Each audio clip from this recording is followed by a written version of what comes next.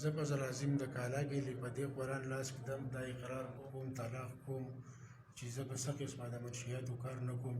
نه دا په خپل لاس نه د بل په لاس باندې که ومې کړه دا کلام دې راپسې شي. بسم الله الرحمن الرحیم. دا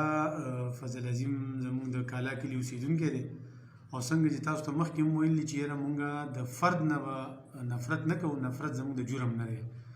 دی راغی او دی و چې زه توبه طایف کېږم او موږ مسلمانان یو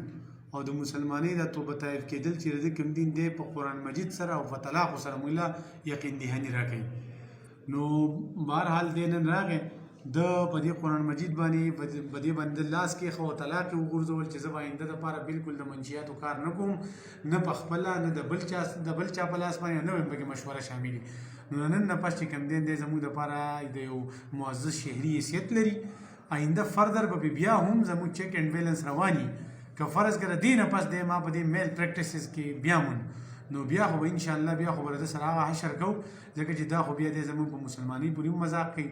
او په انسانیت پورې هم مذاق کوي. نو انشاءالله که دی توبه طایب نو زموږ د سر تاج دی. زه په لازم د کالا کلي په دې قرآن لاس کدم اقرار کوم په طلاق چې زه به د منشیاتو کار نه کوم، نه څه نه به د بل په لاس نه